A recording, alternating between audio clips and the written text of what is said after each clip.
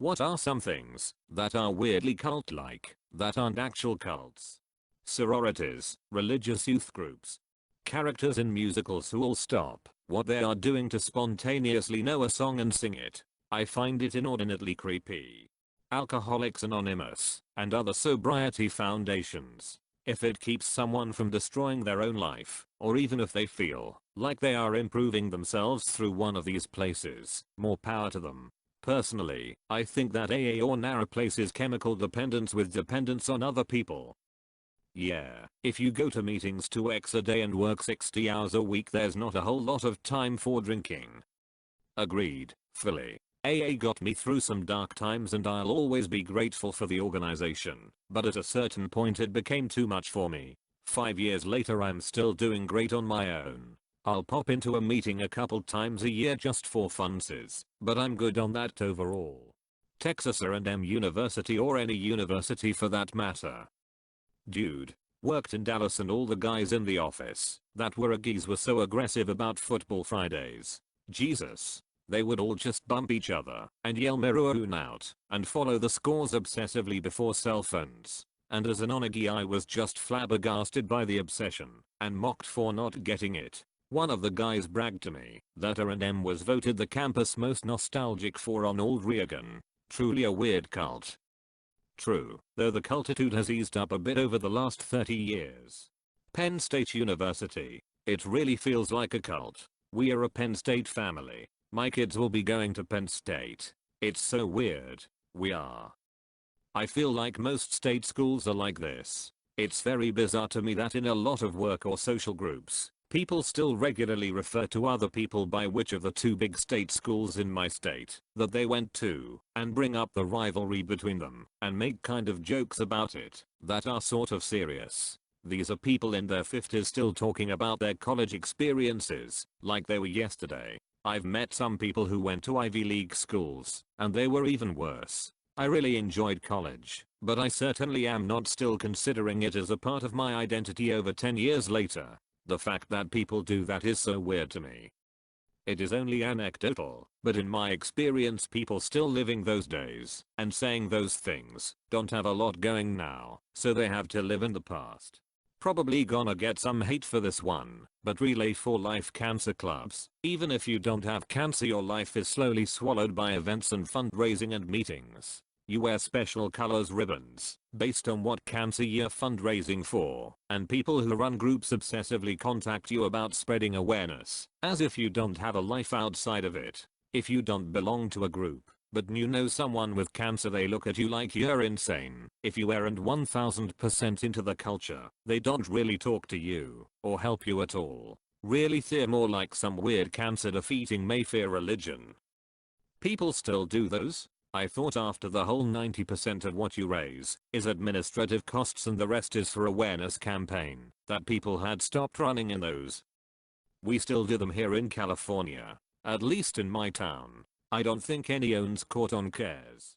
I know some of those animal lovers group can be quite intense. The pet owners one, not the furries one. I like how that was necessary. Disney. I'm a former cast member and guilty of this than most, but the sheer devotion people have to this company is scary. Going to the parks, events at the parks, merchandise, product tie-ins, movies, shows, new subscription service, food, and beverage tie-ins become a lifestyle rather than entertainment. The obsession people have with this marketing megalith is just mind-boggling. No one seems to have any issues with them gobbling up other media companies, and even most of my vaguely counterculture friends are all over it. I can't think of anything else where people work so hard to be marketed to, and their commercialization of even infancy is really outrageous. But you complain about them, and most folks assume you're anti-gay. Cult of DI $NY. It is designed to get people hooked on their brand and turn their brand into a lifestyle choice. Then the brand will try to align itself with generic middle of the road values and morals to get more people latched onto the brand. Other brands do this. It is a big issue with capitalism. Bigger cults that get to call themselves religions. Cult a small unpopular religion. Religion a large popular cult.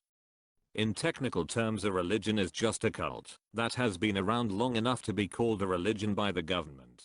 Cast iron fandom. Point out any of the numerous faults cast iron has relative to other types of cookware, and it's like you've questioned the divinity of D-Leader.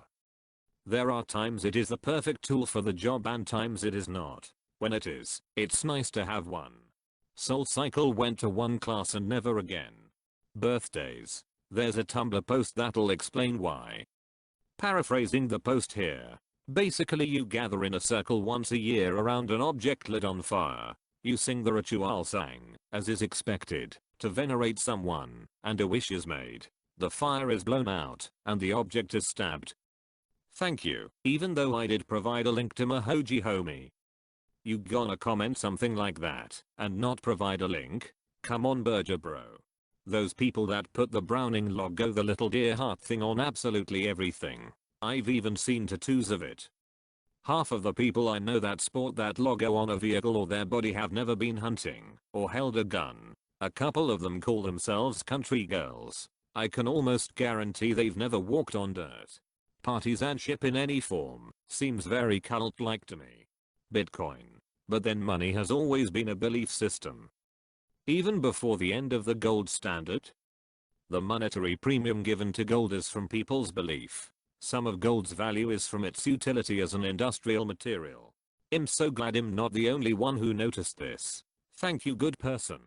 I would say bands can be cult-like. You have this band that dresses a certain way and makes specific types of songs and acts a certain way. Lots of people do everything just like them and listen to their music every day, becoming a bigger fan, often saying the music speaks to them. Then they start becoming more and more like the band members the stronger their fandom gets. Oh worshippers of the mighty all. Costco. I worked there for 10 years and it's such a weird place. You can't say anything negative about it without a huge backlash.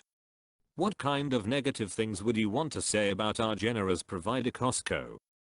Prices may be lower somewhere else, usually tissues, toilet paper and soda. They won't buy a caddy cart for the employees, even Walmart as them to help them gather the shopping carts. They keep employees at a minimum. I remember being alone at the bakery. They throw away a lot of stuff that's still good. Frugal me was really outraged. I hope things have changed since. Micro. I often joke about leading a cult in class, and after a few weeks I now have 15 people in my cult. I go to the University of Lethbridge, where I'm a resident assistant RA, and the team of RAS is made up of 42 people, and aside from our weekly council meetings we literally do every together. Every day at lunch we all sit at a table and eat together. We study together in the library and other study places. We watch movies and hang out together. We have our own parties. The RAS are inseparable, and other people that are not and RAS see us as a cult. We even joke around about how culty we are. But I assure you, we are no cult. Uggies, die-hard Apple users, multi-level marketing sellers, and die-hard Harry Potter Twilight fans. Drumline, marching band, robotics, etc. Just moved to Nebraska. The support for the university and specifically the football team is ridiculous. They even have people who rep the black shirts, which is a reference to the practice jerseys worn by the defense. Does any other school do that? Ariana Grande fans, or basically almost any fan of a pop star, act like extreme cultists and will defend any action they take, whether it's good or bad. The furry fandom, it's not a cult, it's a fandom community. I'm sure you're not anywhere near a 33rd degree, so I'm sure you won't know that. Church to few people would be considered a cult to them, even though not all churches are bad like some people think it is. Yeah, I can agree to this. I grew up in church and there was one out of the 4 I went to that wasn't cult-like. The rest got super weird. School. Think about it, stuck in a small place all day, learning what to do in life. Every morning, you say a chant pledging your loyalty to the country. As an ex-Girl Scout, looking back it got a bit weird. So this one borderline cult has a strange tradition in which they nearly drown babies to purify them. They aren't considered a cult, though. What? Choirs, they chant in Latin and question you if you weren't there at a practice, and it's also very secretive. Sleepy time tea. Every time I explain to people why I love Aldi, I get a little culty. I have 100 reasons why I love Aldi, and I could talk about it for hours. It's not a cult, though, just a really awesome store that makes my mandatory shopping experiences way better than any other vendor can. Cutco Vector Marketing. Almost signed on them, but I was thankfully talked out of it. Now I call them Cultco. Riding a motorcycle. Riders have their own secret hand signals and a secret wave, and they have their subdivisions based on their riding style and bike choices and everything. 4chan. They have a word for outsiders, non-believers, normie. They have their taboos. You can't use a dead meme. They decide which memes are dank, and they worship Shrek and SpongeBob as their savior. The John C. Maxwell leadership courses. I did get something out of a half-day one I attended, but it was still odd. People take his word as gospel for effective leadership, and the way people stared at him in slack-jawed approval during the training was weird. I'm just like, who looked at this pastor and then decided that he was the end-all be-all of leadership training? Why are we all following him? He's saying pretty basic stuff, guys. Starbucks. Die-hard customers have go-to drinks and know the baristas by name. Creepy. I'm a barista in a non-Starbucks coffee shop. They're just regulars. Everyone has a drink preference for the most part, and my regular customers know me pretty well. I also know them pretty well. It's nice to have people who you like at work.